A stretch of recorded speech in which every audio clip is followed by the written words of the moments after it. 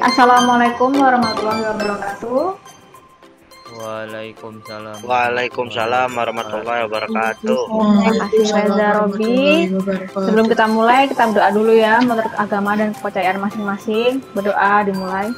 Doa selesai. Oke, untuk agenda hari ini kita akan kuis ya. Oke, yang bisa on-cam silakan on-cam, yang pakai HP sementara boleh ditutup dulu. Kita kerjakan dulu kuis yang 4.2. Di sini yang masuk baru 82 ya. Dari total 197 kalau nggak salah.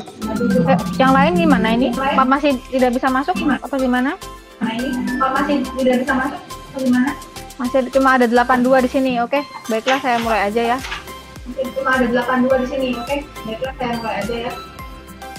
Kita mulai 3 2 1. Total soalnya 20. Pelan-pelan silakan dikerjakan. Karena waktunya Bu, ulun untuk keluar sendiri Bu, error. Coba masuk lagi. Kesini Bisa Bu, nggak? pakai aplikasi. Ya Bu, bentar ya. Tadi error Bu, tiba-tiba keluar. Kan Pak. Ini kesini. Oh, ini langsung sini nggak bisa. Harus pakai ini lagi lah. Jadi nggak bisa nggak pakai itu. Oke. Yang dulu yang di sana itu pakai ada yang pakai proyektor. Topet bisa bang langsung. Untuk yang nggak bisa masuk, coba pakai pin ya,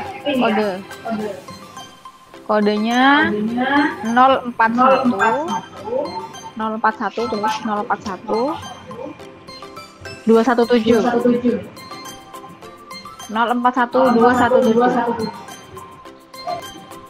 kodenya 041 217. Untuk yang room 2 dengar nggak?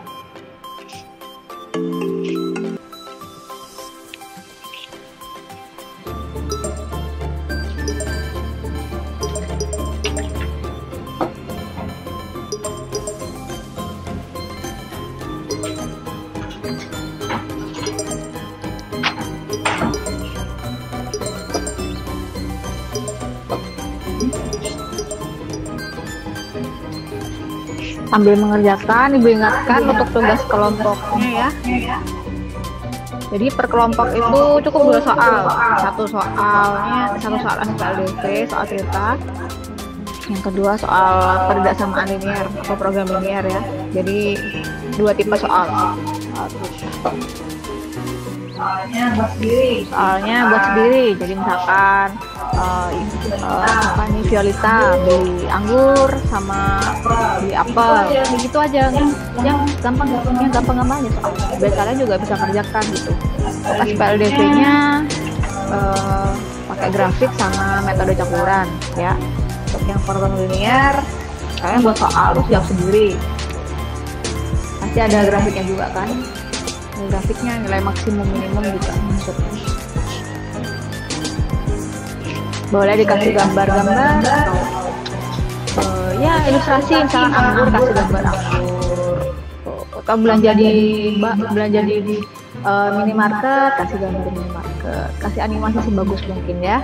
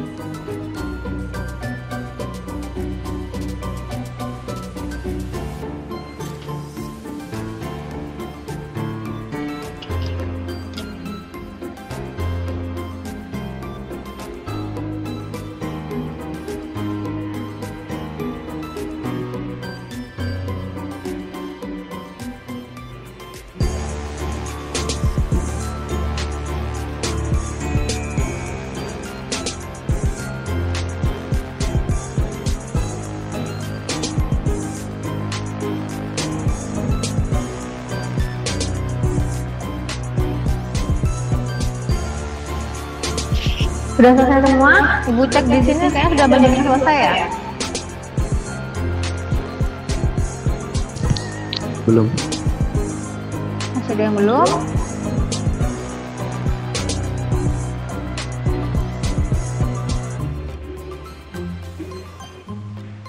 Soalnya nanti kalau udah kita koreksi ya. Karena Ibu punya datanya ini siapa aja yang benar. Wow.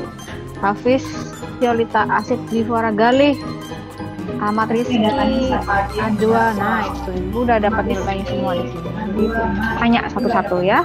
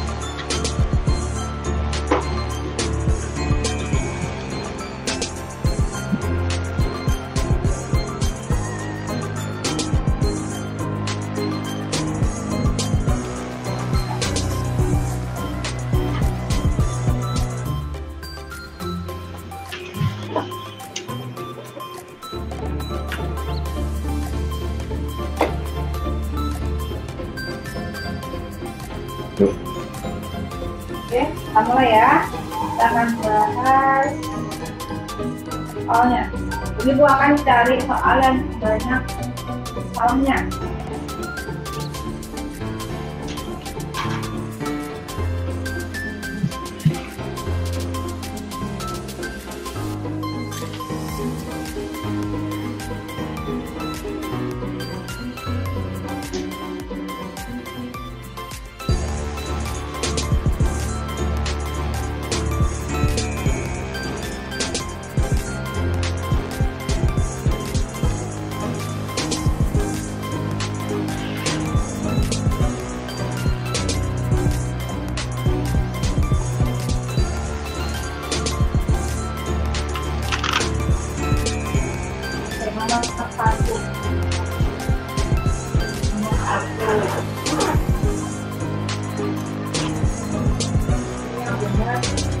Yang benar, kita ambil salah satu ya yang jawab benar.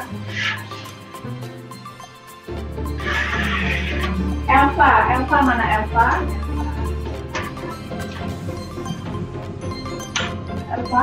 Halo Elva. Iya Bu. Ya, ini nomor 1. Di sini ada soal seorang penjahit akan buat gaun A dan gaun B, ya. Gaun A memerlukan 3 meter kain katun dan 1 meter kain satin. Sedangkan gaun B memerlukan 1 meter kain katun dan 2 meter kain satin. Oke, gimana cara mengerjakannya Elva? Gimana? Di sini kan diketahui katun dan apa? Satin. Oke. Kemudian gaun A memerlukan 3 katun dan satin. Enggak ada soalnya ya nanti. Enggak ada soalnya itu.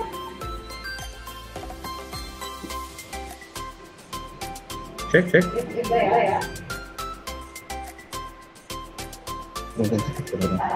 Ibu komit ke Bu?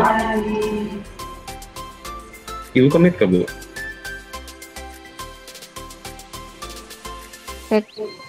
Sudah, ini baru buka. Oh, ini baru buka.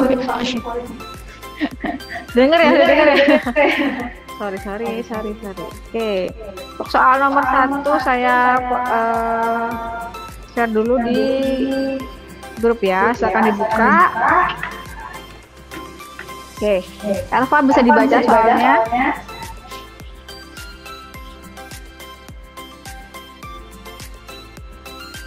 Seorang penjahit akan membuat gaun A dan gaun B. Gaun A memerlukan 3 meter kain katun dan 1 meter kain satin. Kita mengerjakannya gimana, Elva?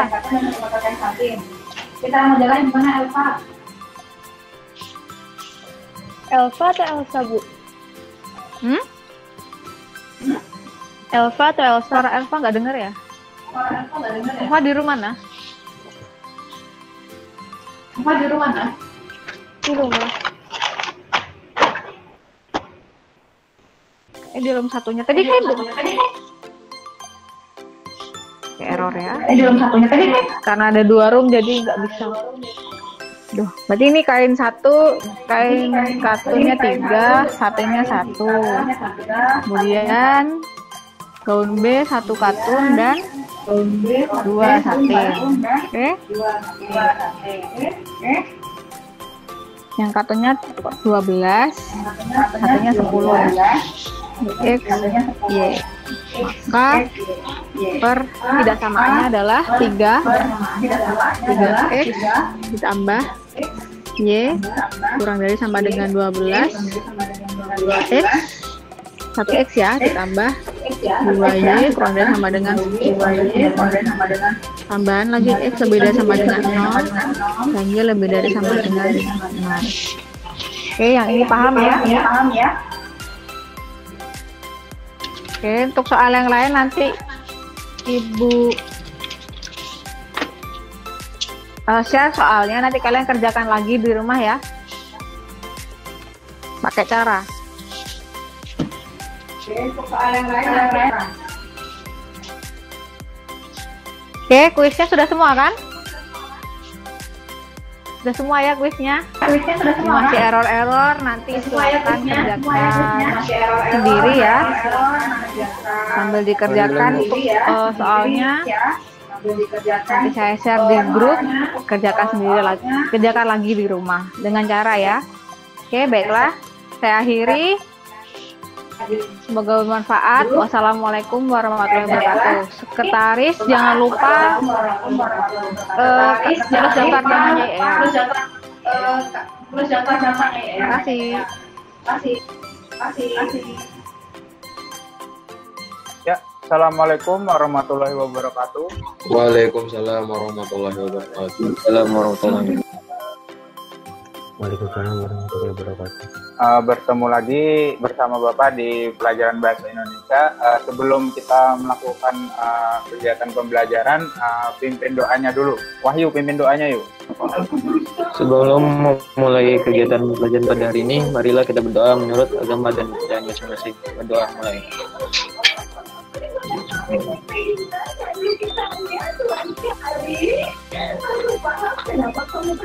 Doa selesai. Ya, terima kasih Wahyu. Bagaimana kabarnya anak-anak? Baik, Pak. Alhamdulillah baik, Pak. Alhamdulillah baik ya. Semoga kita selalu diberikan kesehatan oleh Allah Subhanahu wa Ta'ala, dan Bapak berharap COVID-19 ini segera berakhir. Ya, hari ini kita akan melanjutkan materi tentang teks anekdot. Yang pertama kita akan mempelajari unsur, yang kedua adalah faedah, dan yang ketiga adalah jenis teks anekdot. Nah, kemarin kan kita sudah belajar, kemarin kita kan hanya mengambil nilai kan. Kalau yang minggu kemarinnya lagi kan kita mempelajari tentang memaknai teks anekdot. Nah, hari ini kita akan mempelajari unsur, faedah, dan jenis teks anekdot. Di layar kalian sudah kelihatan belum? Bapak geser kelas. Di room satunya kelihatan nggak? Kelihatan Pak, kelihatan. Oh ya, kita akan belajar nih hari ini. Yang pertama adalah materinya adalah unsur-unsur teks anekdot. Nah, di sini ada menurut Kosasih tahun 2017 halaman 19, unsur-unsur di dalam cerita anekdot ada tokoh, alur, dan latar. Berikutnya adalah penjabarannya.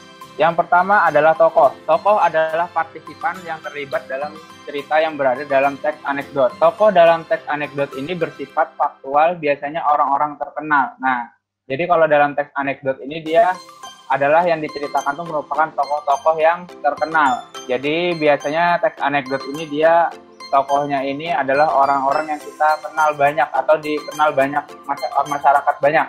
Nah, misalkan tokohnya ini adalah anggota DPR. Nah, misalkan anggota DPR ini dia kan pasti dikenal oleh banyak masyarakat ya. Nah, di dalam ceritanya ini pasti tokoh DPR ini merupakan tokoh yang dibicarakan. Jadi harus ada tokoh ya. Kemudian ada lagi yang namanya alur. Nah, alur adalah jalan cerita berupa rangkaian peristiwa yang benar-benar terjadi ataupun sudah dapat polesan maupun tambahan-tambahan dari pembuat anekdot itu sendiri. Jadi kalau alur ini dia adalah jalan ceritanya. Misalkan jalan ceritanya itu ada di masa lampau atau di masa yang akan datang. Itu biasanya seperti itu kalau alur. Sama seperti cerita-cerita lainnya, alur ini juga bersifat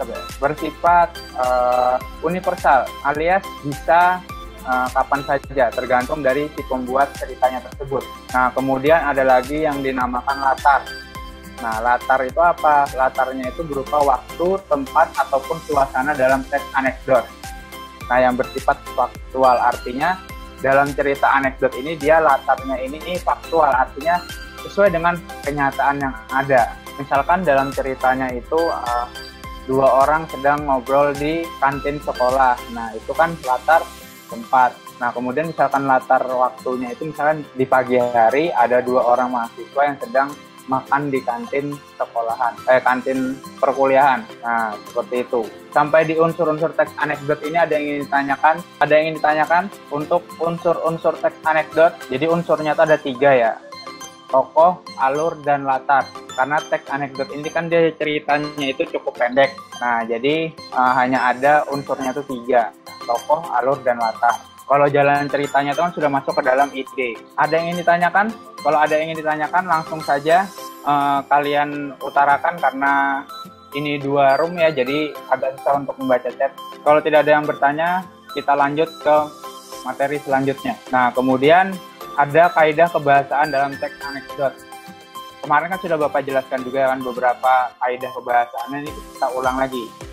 Nah, di sini menurut Kosasih tahun 2017 halaman 9, teks anekdot tergolong ke dalam teks bergenre cerita berdasarkan hal tersebut.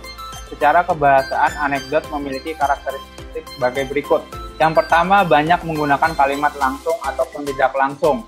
Artinya, dalam sebuah teks anekdot ini, ketika ceritanya itu diceritakan itu, ada yang menggunakan kalimat langsung atau langsung pada intinya. Kemudian ada juga yang tidak langsung, artinya itu seperti makna konotatif atau kalimat menyindir itu. Nah, paham kan kalimat langsung dan tidak langsung? Kalau kalimat langsung itu dia langsung pada intinya.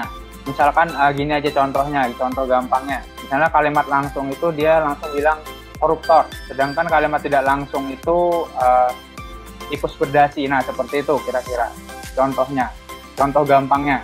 Nah, kemudian lagi menggunakan nama tokoh orang ketiga tunggal, baik dengan menyebutkan langsung nama tokoh faktual atau tokoh yang disamarkan. Nah, jadi dia ini menggunakan persona atau sudut pandang tuh orang ketiga tunggal. Nah, seperti itu dalam cerita teks anekdot. Nah, dia jadi langsung menyebutkan nama tokoh.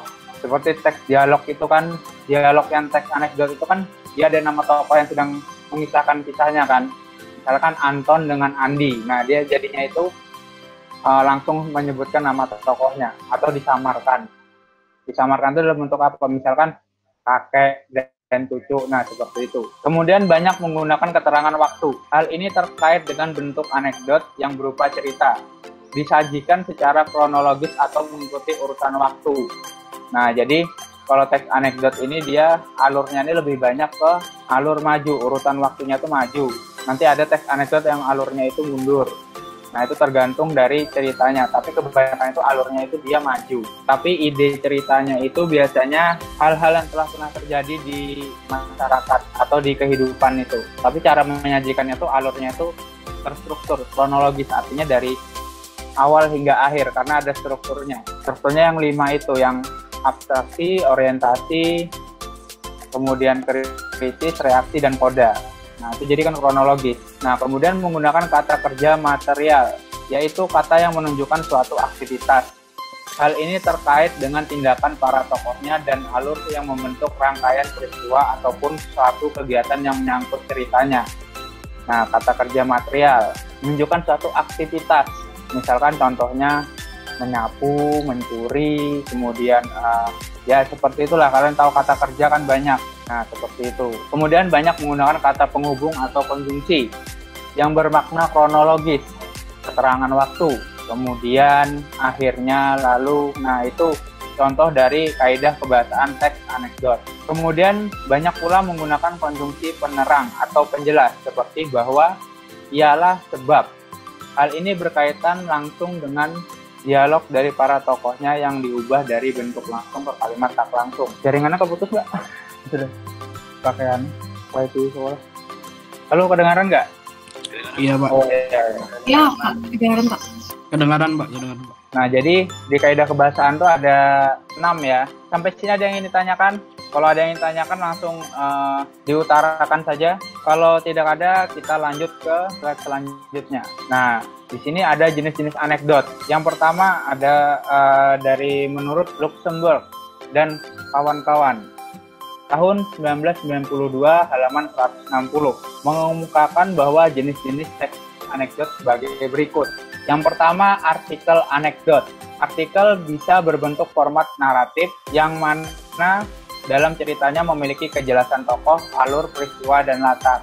Nah, jadi kalau anekdot yang berbentuk artikel ini dia seperti kalian pernah baca detik.com nggak?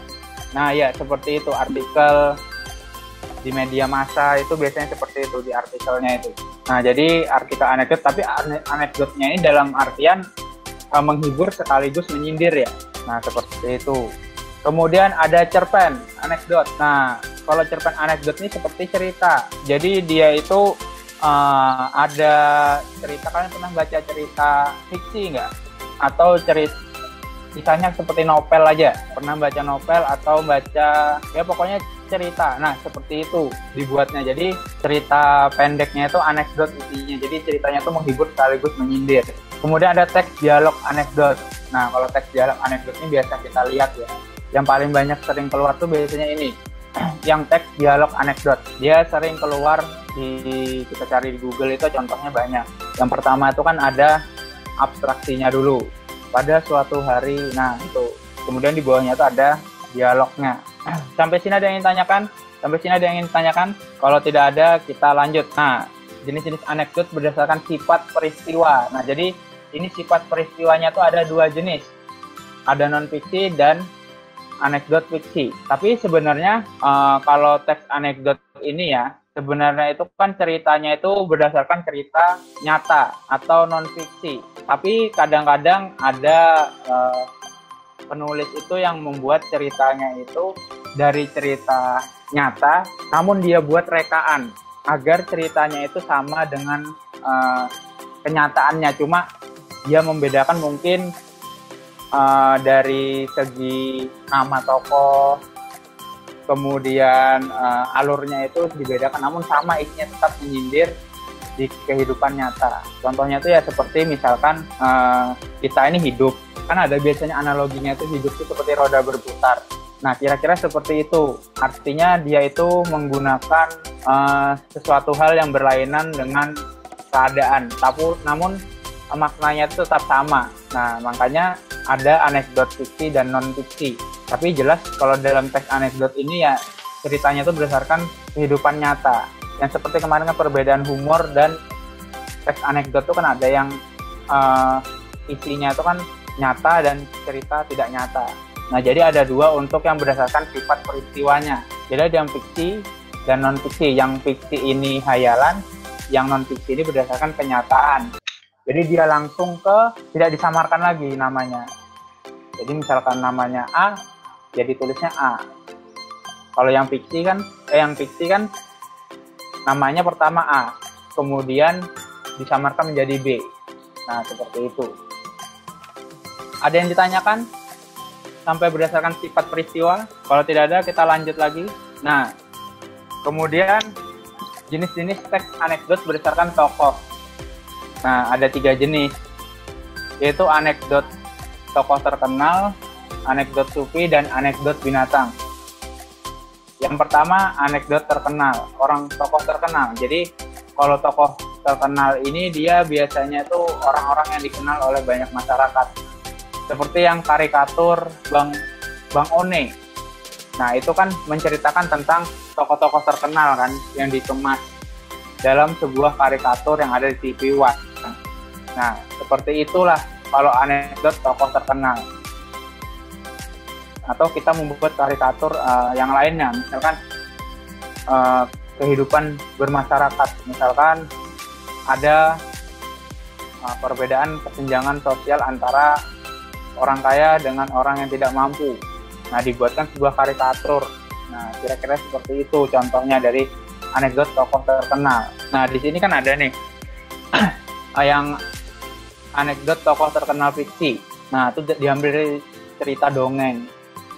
Jadi yang seperti kata Bapak tadi, dia mengambil dari cerita dongeng, namun yang cerita dongengnya, tokoh dari cerita dongeng ini dibuatkan cerita yang sesuai dengan kehidupan yang ada di kehidupan kita ini.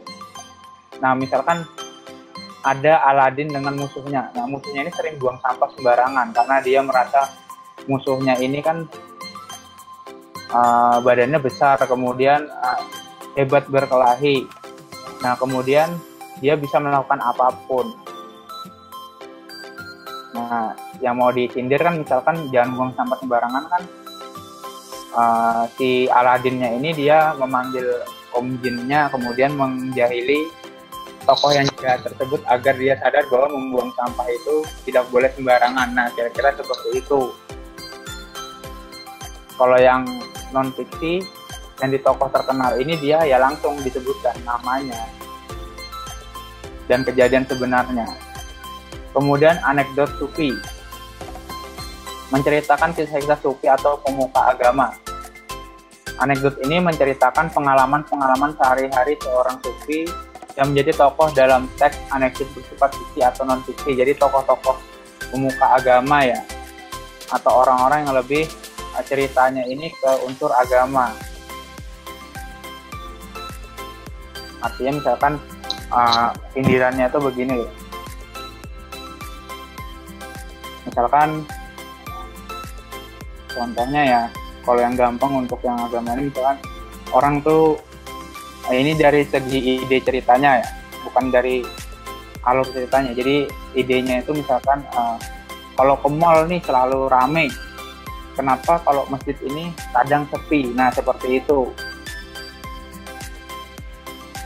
Nah, kira-kira seperti itu kalau yang ada dari kisah-kisah sufi atau pemuka agama. Seperti itu ceritanya itu dikemas untuk menyadarkan kita bahwa pentingnya beribadah. Nah, seperti itu. Kemudian itu ini di sini nggak tertulis di sini ya. Teks anekdot binatang. Nah, jadi kalau teks anekdot binatang ini dia kalau diceritakan tuh agak kasar ya, agak sarkasme ya, karena kalau teks anekdot binatang ini dia menyamakan sifat manusia itu seperti sifat hewan. Nah, jadi karena ini menyindir kan, misalkan kita bicara gampangnya itu tikus.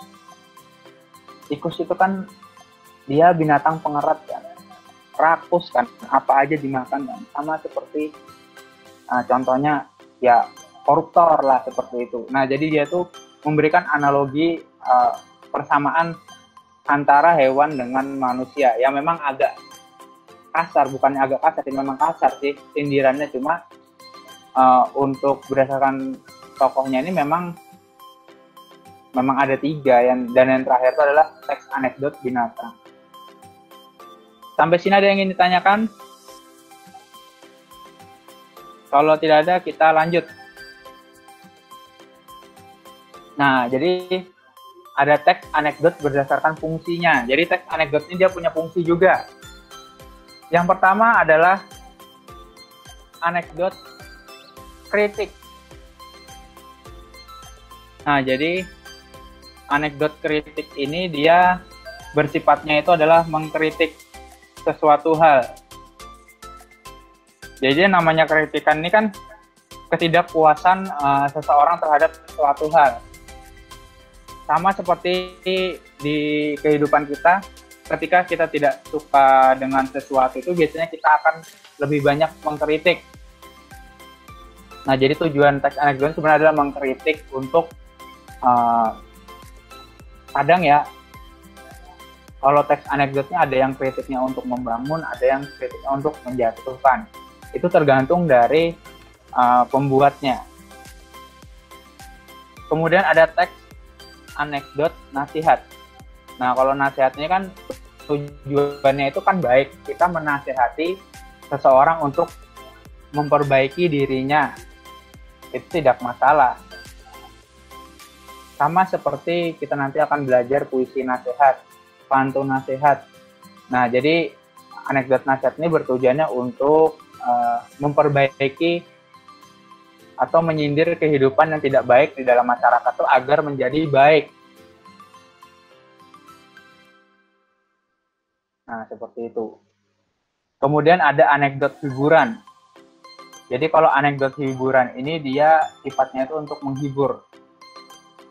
Nah, jadi kalau yang namanya menghibur ini ya kadang itu tergantung dari selera humor setiap orang. Misalkan selera humornya, kalau misalkan selera humornya tinggi ya tidak masalah.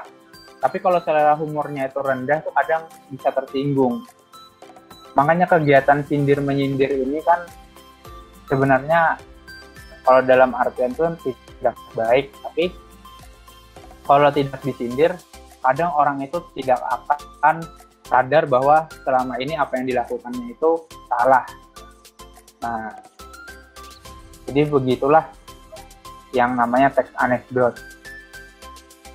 Daripada kita melakukan kegiatan yang tidak baik atau yang merugikan, mending kita membuat teks anekdot untuk menyelesaikan masalah yang ada.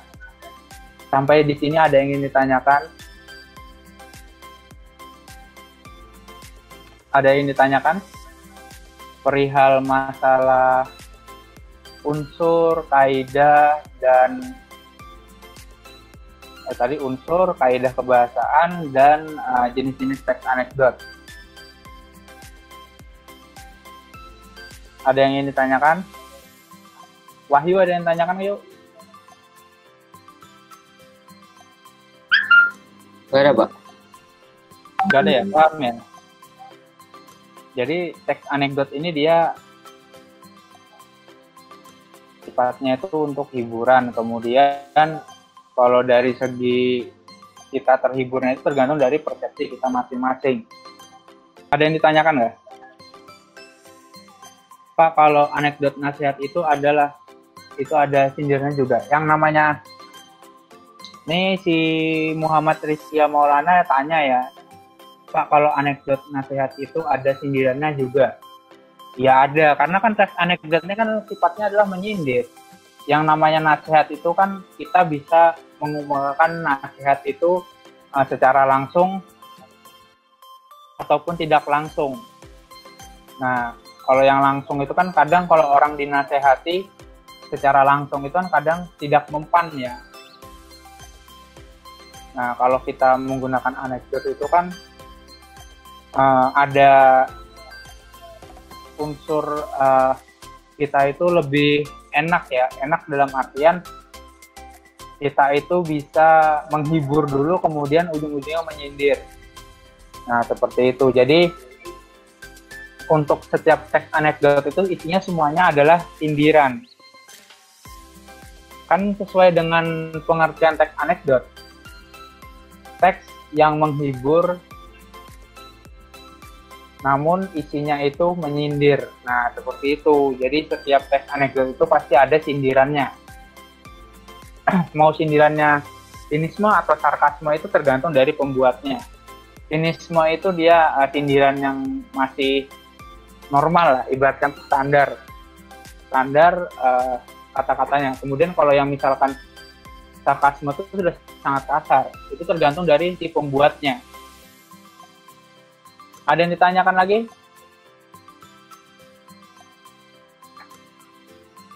Ya, sama-sama Muhammad Rizky ya. Ada lagi yang ingin ditanyakan?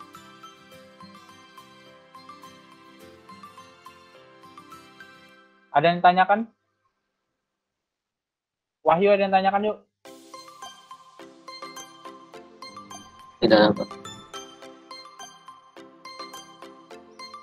Ya, kalau tidak ada, Bapak akhiri pertemuan hari ini. Salah hilap mohon maaf. Wassalamualaikum warahmatullahi wabarakatuh. Waalaikumsalam. Terima kasih Kak. Ya.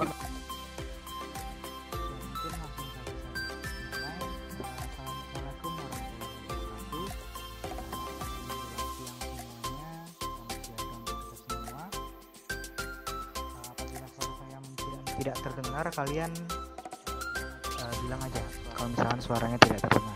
Kita mulai Terdengar Pak, tapi agak pelan. Kecil Pak suaranya. Oke, kalau gitu saya deketin kayak gini deh. Kalau kayak gini kedengaran nggak? Kedengeran Pak. Kedengaran Pak. Kedengaran. Ya, langsung saja kita mulai karena waktunya udah hampir habis nih kayaknya. Ya, sekali lagi saya minta maaf karena di studio lagi ada kendala jaringan, makanya mungkin dari tadi nggak bisa masuk. Soalnya sekarang kan Google Meet nggak bisa buat banyak lagi, cuma sampai 100 doang, jadi harus 2 bukanya. Ya, mungkin langsung saja kita mulai. Untuk hari ini yang bakal kita bahas adalah tentang perbandingan sistem politik dalam demokrasi liberal, komunis, dan juga demokrasi Pancasila. Nah, saat ini yang terlihat di layar kalian presentasinya bukan?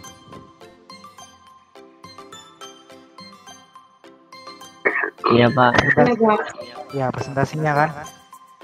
Ya, pertama kita mulai dari sini dulu. Dari yang pertama yaitu demokrasi liberal.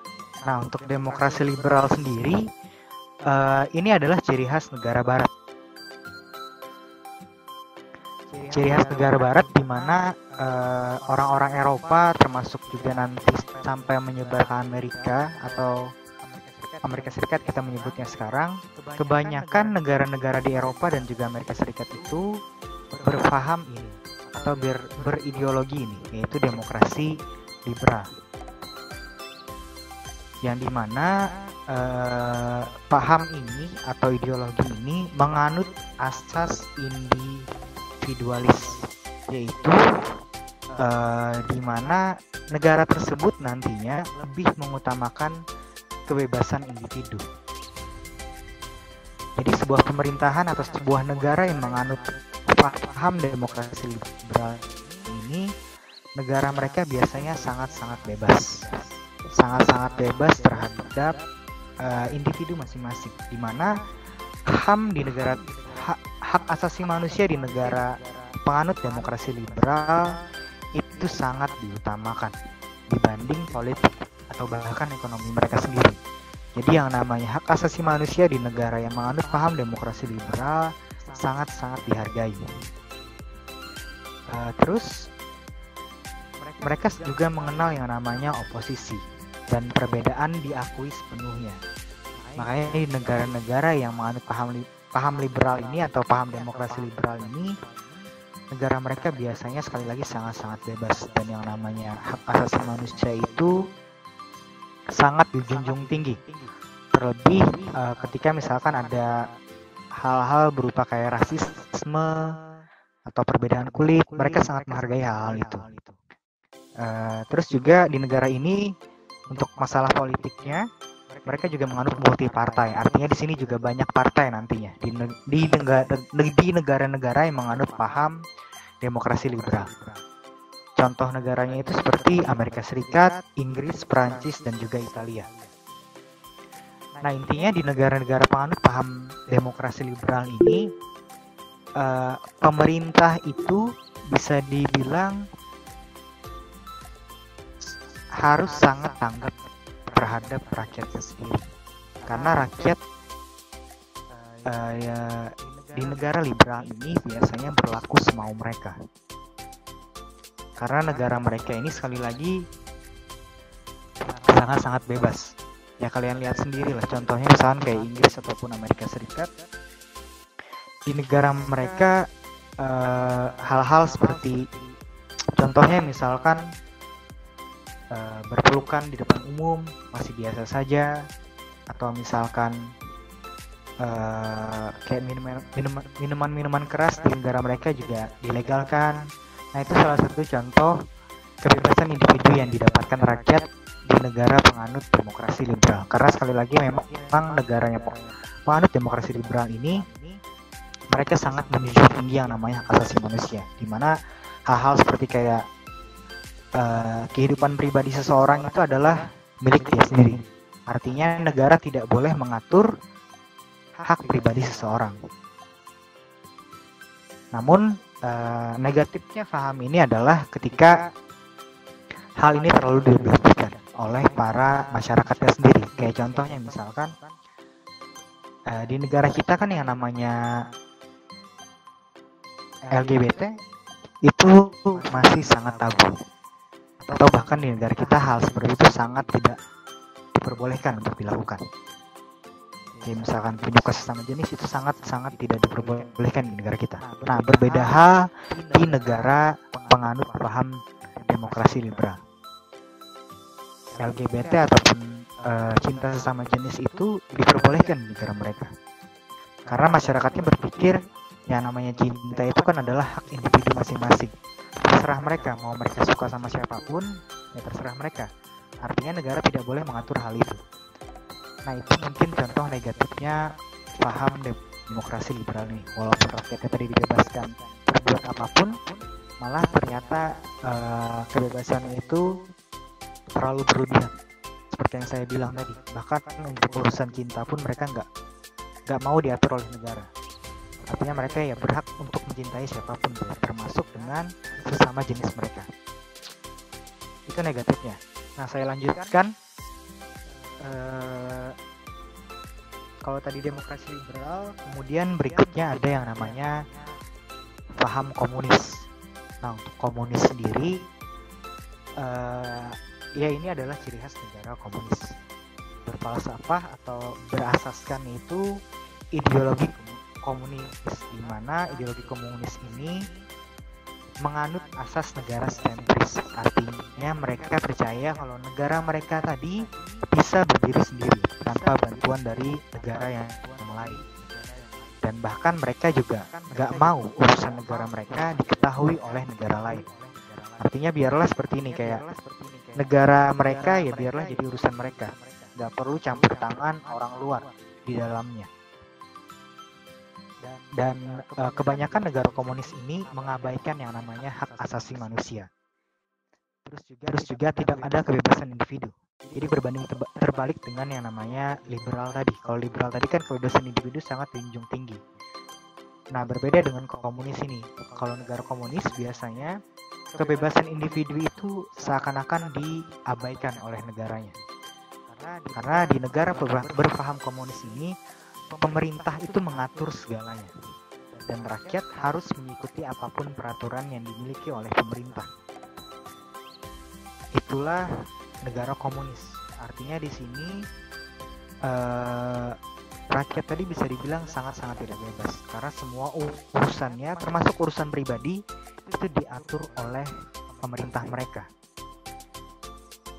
Ditambah lagi di negara komunis itu biasanya tidak ada oposisi. Oposisi itu maksudnya adalah lawan dari pemerintah. Jadi kayak misalkan ketika ada partai A yang naik sebagai pemimpin, maka biasanya kalau di negara liberal ataupun negara kayak kita, biasanya ada yang namanya tim oposisi. Artinya tim yang nantinya itu berbeda pendapat dengan pemerintah. Terus juga kalau urusan politik di negara komunis itu biasanya monopartai. Monopartai itu artinya cuman ada satu partai di negara tersebut, nggak ada partai yang lain. Jadi kayak misalkan partai E berarti partai A doang yang ada di negara tersebut. Nah, untuk contoh negaranya sendiri itu seperti Republik Rakyat Cina, Kuba, dan yang sering dibicarakan orang itu adalah Korea Utara. Itu adalah contoh negara komunis, di mana di negara-negara tersebut sekali lagi rakyat tadi tidak sangat tidak bebas lah intinya. Bahkan untuk urusan pribadi mereka itu diatur oleh pemerintah. Kayak contohnya itu di Korea Utara misalkan. Di Korea Utara itu bahkan sampai potongan rambut pun itu diatur oleh pemerintahnya. Saking parahnya negara komunis, saking parahnya Korea Utara tadi, bahkan model rambut pun itu diatur oleh pemerintah. Dan yang saya pernah baca itu intinya rambut warga negara Korea untuk yang laki-laki harus mirip dengan Perdana Menteri mereka, yaitu Kim Jong Un. Jadi rambutnya harus seperti itu, nggak boleh ada model rambut yang lain. Nggak boleh kayak ada model rambut kayak Harajuku, nggak boleh ada model rambut yang kayak spike itu, nggak ada. Yang ada cuman model yang mirip dengan Kim Jong Un. Itu saking parahnya negara komunis tadi. Itu contoh kecil. Kalau kita bicara banyak hal, mungkin yang jelas kayak gini. Di negara ketika kalian tinggal di negara komunis, bisa saya pastikan hidup kalian bakal cukup menderita. Karena ya tadi, karena nggak ada kebebasan individu. Di negara-negara penganut paham komunis, semuanya tadi diatur oleh pemerintah, mulai dari ujung kepala sampai ujung kaki itu diatur oleh pemerintah. Itulah mengerikannya hidup di negara komunis. Nah, yang berikutnya ada yang namanya demokrasi Pancasila.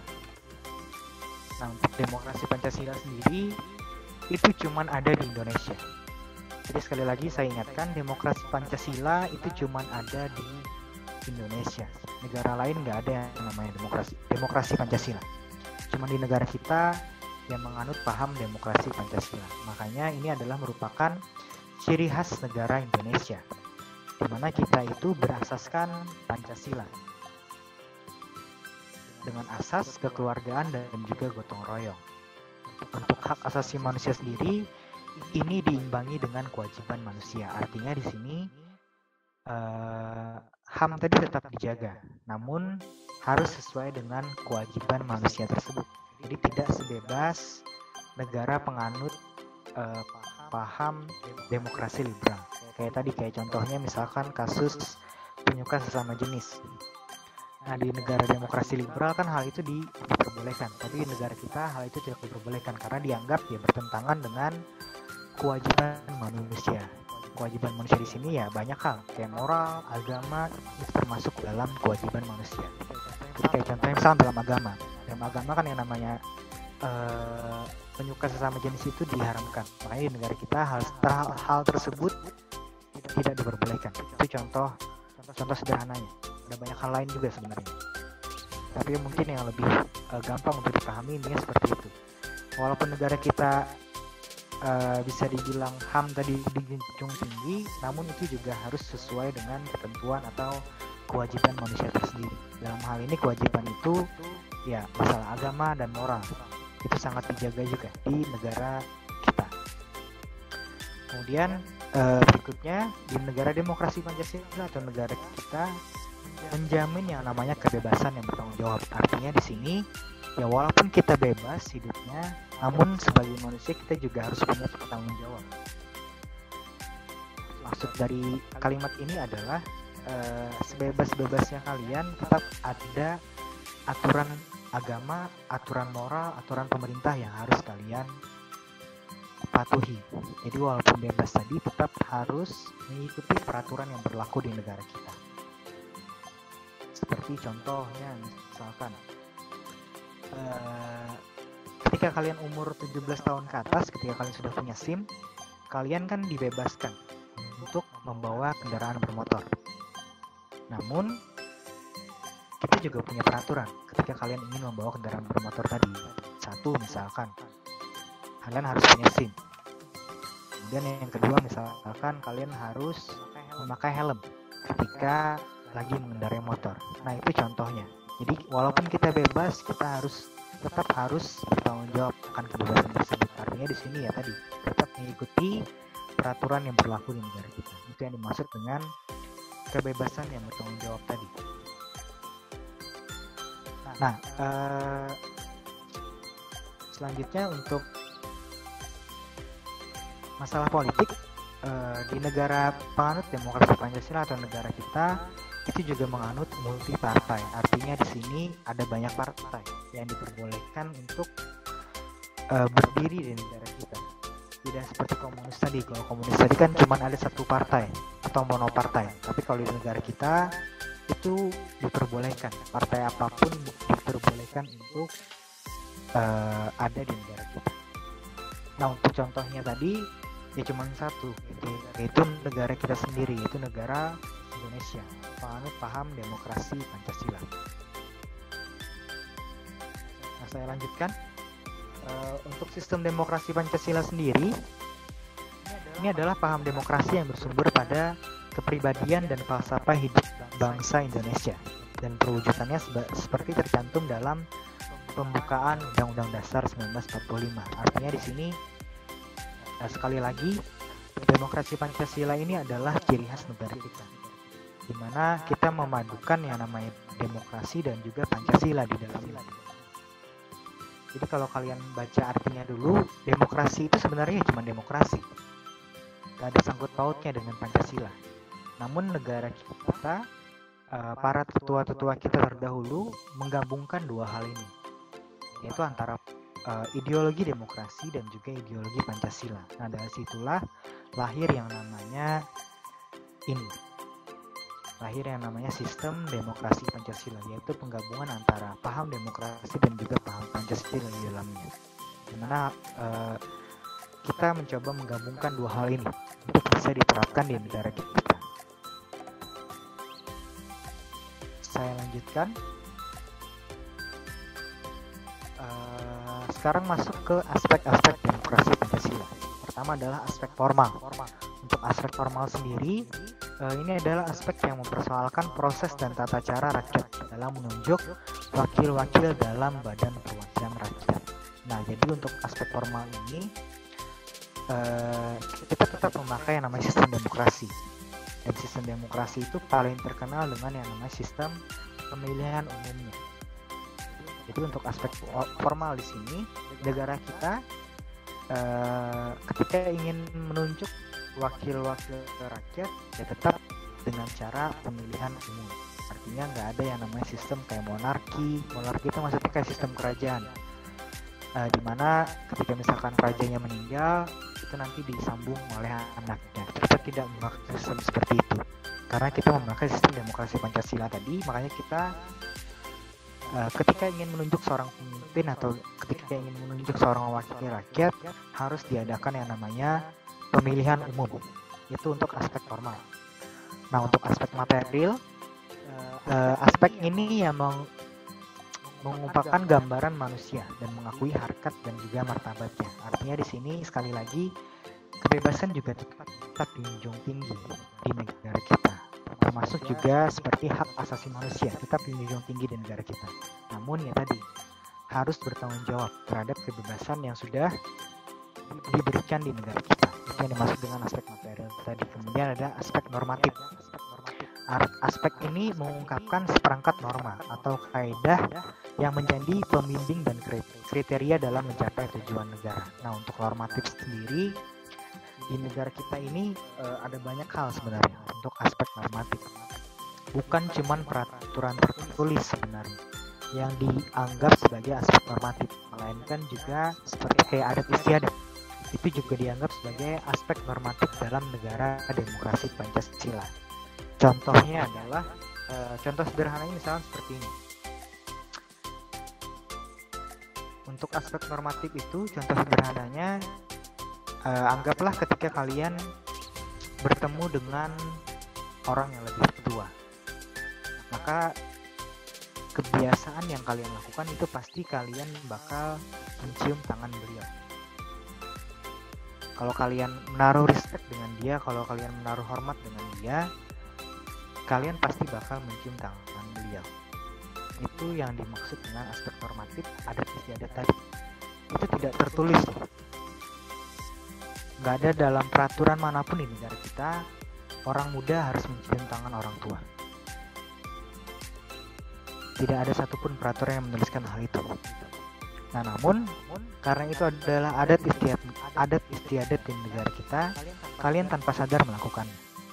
Nah, itulah yang dimaksud dengan aspek normatif dalam bidang dalam adat istiadat tadi. Jadi norma dan juga kaidah yang berlaku di negara kita itu bukan cuma hal-hal yang tertulis, melainkan juga ada yang tidak tertulis seperti adat istiadat tadi, seperti yang saya bilang tadi, kayak mencium tangan orang yang lebih tua ketika bertemu, itu salah satu contohnya.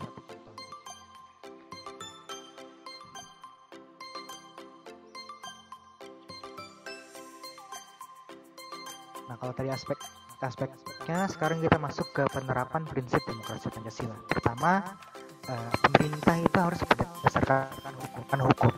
Artinya di sini pemerintah juga tidak bisa seenaknya dalam mengatur rakyat. Artinya di sini pemerintah juga tetap harus mengikuti peraturan yang berlaku di dalam hukum di negara kita.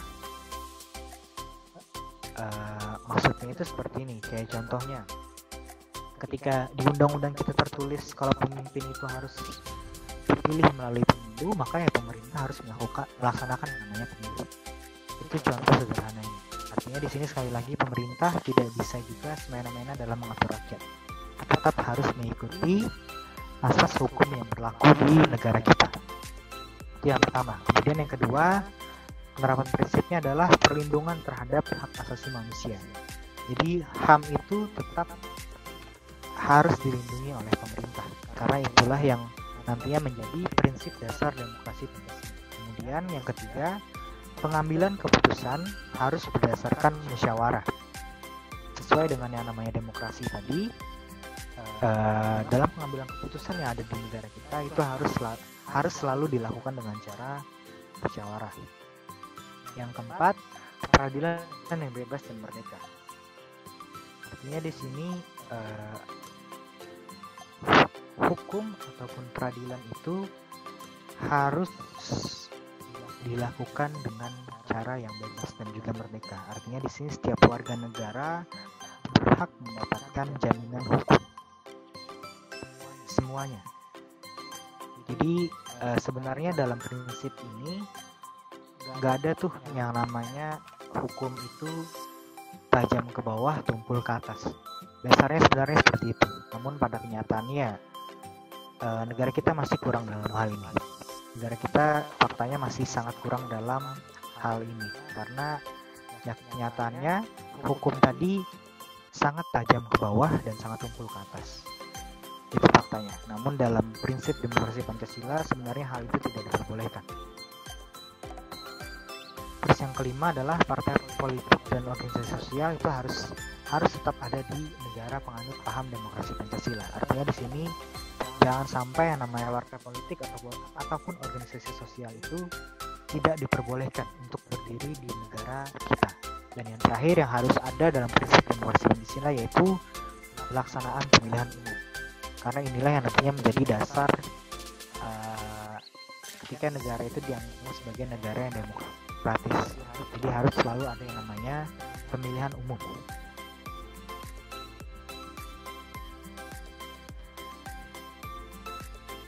Ya, ini mungkin yang terakhir untuk hari ini, yaitu tentang peran serta masyarakat dalam mendukung sistem politik di Indonesia.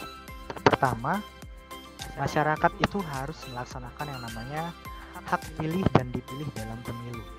Artinya di sini setiap individu yang ada di negara kita yang terdaftar untuk menjadi pemilih atau yang terdaftar untuk menjadi pemilih dalam pemilu harus melaksanakan haknya, yaitu hak untuk memilih. Karena dengan begitulah kita bisa dianggap mendukung sistem politik demokrasi Pancasila ini. Karena sia-sia kan kita diminta memilih, namun kenyataannya kita tidak memilih. Atau bisa dibilang bahasa sederhananya itu adalah golput biasanya, golongan putih kata orang. Itu adalah golongan-golongan yang tidak memilih ketika diadakan pemilu. Kemudian yang kedua, menjunjung tinggi hukum dan pemerintahan. Yang ketiga, mensukseskan pemilu yang jujur dan juga adil. Yang keempat, musyawarah mufakat untuk kepentingan bersama. Nah, ini juga penting. Musyawarah mufakat ini pada kenyataannya masih selalu dijalankan di negara kita. Jadi bukan cuma anggota DPR yang seperti ini, bukan cuma anggota MPR yang seperti ini, melainkan hampir dalam setiap lapisan masyarakat kita selalu berusaha menanamkan yang namanya musyawarah mufakat. Contohnya, ketika misalkan di sekolah, ketika mau memilih ketua kelas, itu biasanya selalu coba dilakukan dengan cara musyawarah mufakat dulu. Jadi ketika misalkan ada pemilihan ketua kelas, itu biasanya selalu dilakukan yang namanya musyawarah mufakat. Ketika sudah mentok nggak bisa lagi, baru biasanya bakal dilakukan voting. Tapi sekali lagi dalam setiap lapisan masyarakat kita selalu berusaha untuk menerapkan yang namanya musyawarah dan juga mufakat dalam segala pengambilan keputusan bersama. Yang berikutnya, mendukung dalam usaha pembelaan negara. Dan yang terakhir, ini juga yang paling penting dalam mewujudkan sistem demokrasi Pancasila, yaitu menghormati kebebasan hidup beragama. Kenapa saya bilang ini yang sangat penting? Karena dalam Pancasila sendiri, sila pertama itu bunyinya adalah ketuhanan yang Maha Esa. Artinya di negara kita sangat menghormati kebebasan beragama seseorang. Mau dia agama apapun, tetap harus dihormati di negara kita. Karena sekali lagi di negara kita tadi di sila yang pertama tertulis itu adalah ketuhanan yang Maha Esa. Makanya di negara kita sangat menjunjung tinggi kebebasan beragama. Nah, ini juga yang sangat penting untuk dilakukan warga negara kita untuk mendukung yang namanya sistem demokrasi Pancasila tadi. Nah, sampai di sini ada yang mau kalian tanyakan dulu nggak? Sampai di sini ada yang mau kalian tanyakan?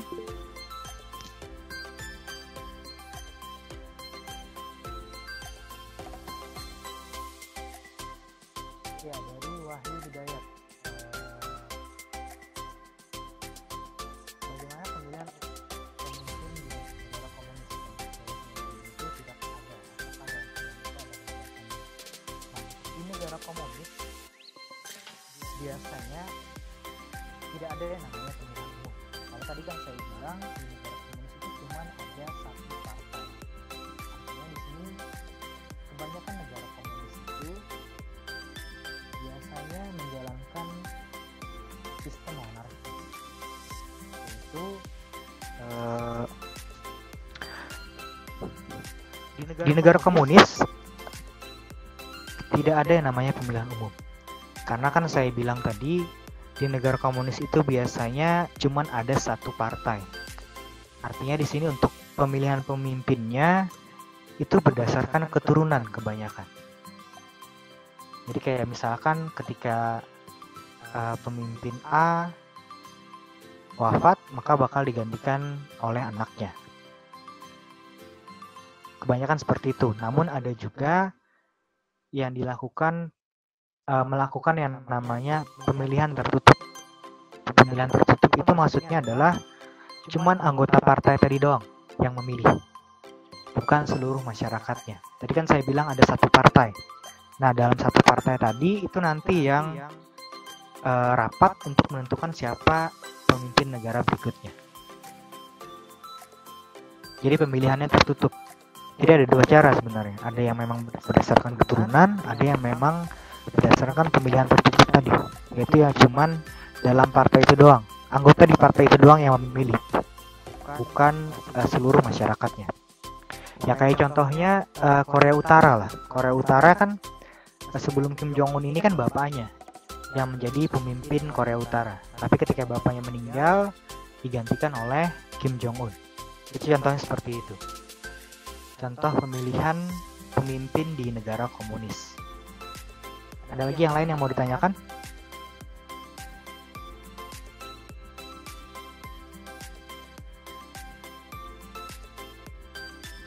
Apakah ada yang mau ditanyakan lagi? Selain Wahyu Hidayat.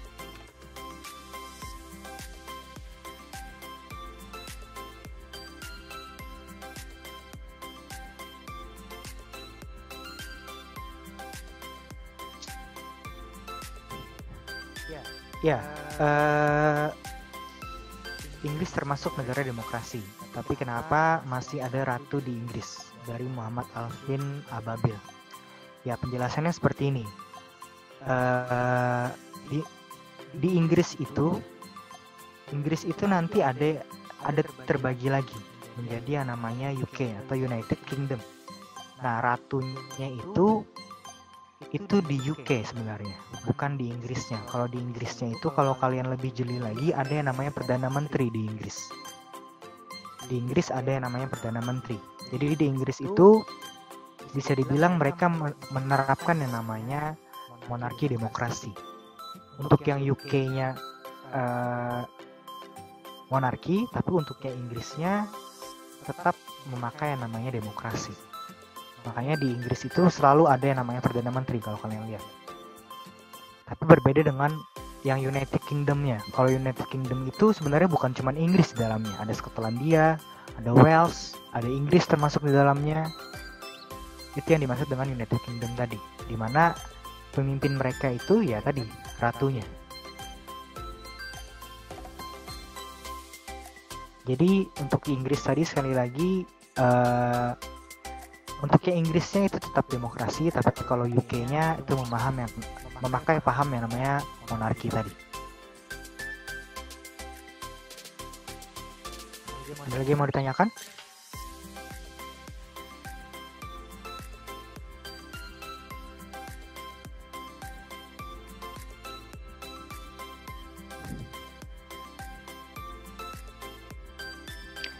Ya, Skotlandia, Wales juga punya Perdana Menterinya sendiri. Jadi untuk Inggris atau UK tadi atau yang United Kingdom tadi, anggaplah UK itu seperti Amerika Serikat. Amerika Serikat kan punya negara bagian kan? Punya negara bagian. Kayak ada negara bagian Cleveland, ada negara bagian Kansas, ada negara bagian Miami misalkan. Nah, mereka semua kan punya gubernur di masing-masing negara bagian tadi. Dan punya satu pemimpin, yaitu presiden Amerika tadi. Nah, jadi contohnya seperti itulah. Anggaplah kalau di UK tadi, Skotlandia dan Wales ini cuman sebagai negara bagiannya. Makanya kalau kalian bingung kayak gini deh. Kalian pernah nonton Olimpiade nggak? Olimpiade dunia gitu. Kalau kalian pernah nonton Olimpiade, yang mewakili Inggris itu bukan cuma Inggris, tapi UK di sana, yaitu United Kingdom tadi. Dan itu atletnya terbagi dari atlet-atlet kayak Skotlandia, Wales, Inggris juga masuk di dalamnya. Kalau kalian pernah nonton Olimpiade itu seperti itu. Makanya kan ada yang namanya Inggris, Persatuan United Kingdom tadi, yang UK tadi. Kalau kalian pernah nonton Olimpiade, pokoknya kalian bisa ngeliat lah di medalinya itu, perolehan medalinya itu yang tertulis itu United Kingdom, bukan cuma negara Inggris. Tapi berbeda dengan ketika kita bicara kayak Piala Dunia atau yang lain. Tapi kalau untuk yang Olimpiade, Inggris tadi ya diwakili oleh UK-nya. Ada lagi yang lain?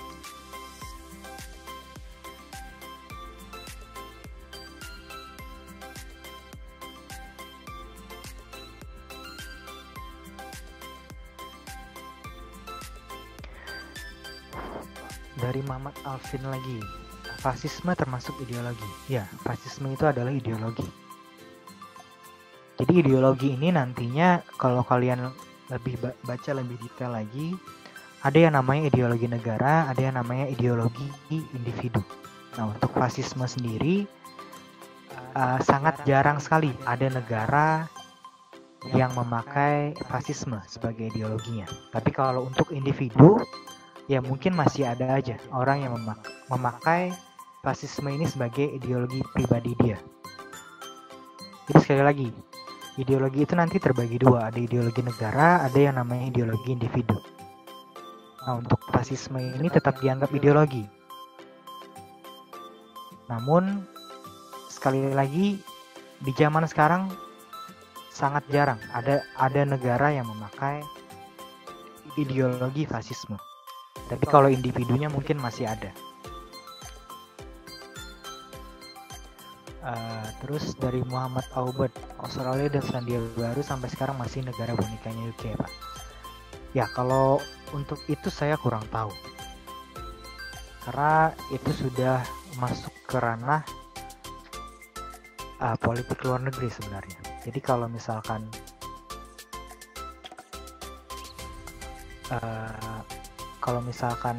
dibilang boneka UK atau apa, yang jelas kalau dalam politik mungkin bisa saja, atau mungkin juga bisa tidak gitu. Jadi kalau bicara soal boneka,